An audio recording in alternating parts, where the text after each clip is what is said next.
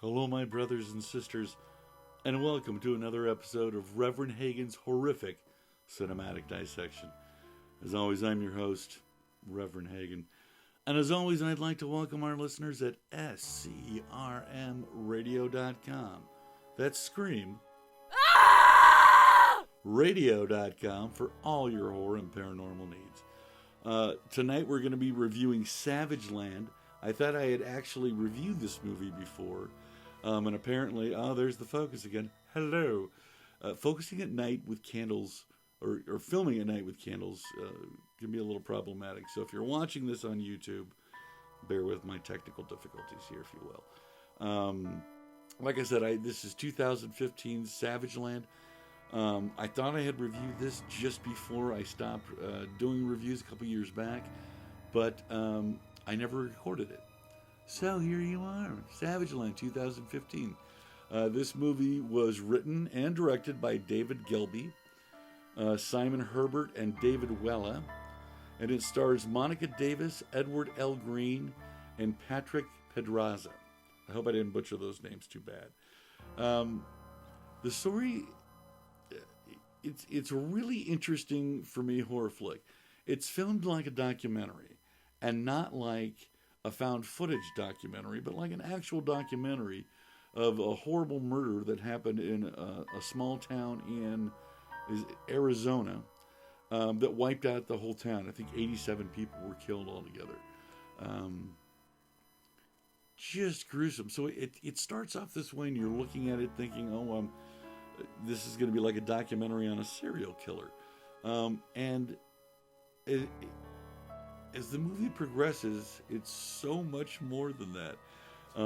I know this movie's not going to be everybody's brand of vodka or cup of tea. It is a bit dry, especially at the beginning. But once this thing gets rolling, and it's revealed what's happening in this movie, it is absolutely terrifying. In my opinion, it was for me. I really got caught up in this one because of the way it was filmed.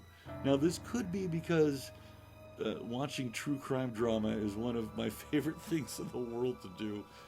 Because, again, the Rev's got issues. But that's okay. And beside that, it's just a well-done flick. I'm not going to give any... This is not spoiling anything, I promise you, but you find out that the guy that they're accusing of this murder takes pictures the entire time that this situation is happening. And it turns out that something attacked, a lot of somethings, attacked this small border town in Arizona. So you're basically looking at 22 pictures of the horror aspect of this that are shown periodically throughout the movie. Now, that may not sound very, very scary, but they set the tone so well with the immigration issue on the border town, how people looked at illegal aliens and the Hispanic community in general. Don't let that turn you off from this movie, though. The pictures of the show as well, they're not even that distinct. Some of them are blurry, but I can't think of the right word. Dang it! But they're indistinct. They're not clear about what you're seeing, which somehow in this movie makes it more terrifying than if they were clear shots of what's going on, because this guy's kind of on the run and taking pictures as he goes.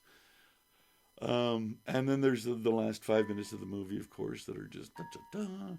But it's going back and telling the story after it happened.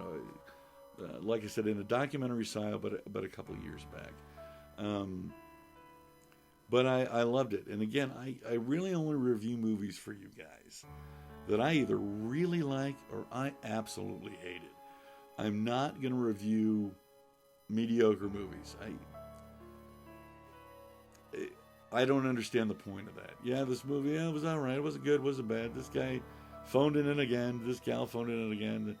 Bunch of kids trapped in a cabin. UFOs come, or a werewolf comes, or a vampire comes, or Bigfoot comes, or whatever, right? I'm not going to do those unless they really pull it off. Then, of course, I will. But again, this movie is fantastic, and I give it 2 decomposed, dissected, desiccated thumbs way up. I had to wait every time I move at night when I film in this camera. For those of you watching at YouTube, it gets blurry. I apologize for that. I'm working on it. I'm still a work in progress, all right? So, 2 desiccated thumbs way up, way up where? You decide. And that's it. That's it for this episode of Reverend Hagen's horrific cinematic dissection. Be sure to keep it tuned to SCRMradio.com. That's Scream. Radio.com for all your horror and paranormal needs. Until next time, this is Reverend Hagen saying, you keep those heads up, my brothers and sisters, and I wish you a truly terrific, terrifyingly terrific day. Have a great night.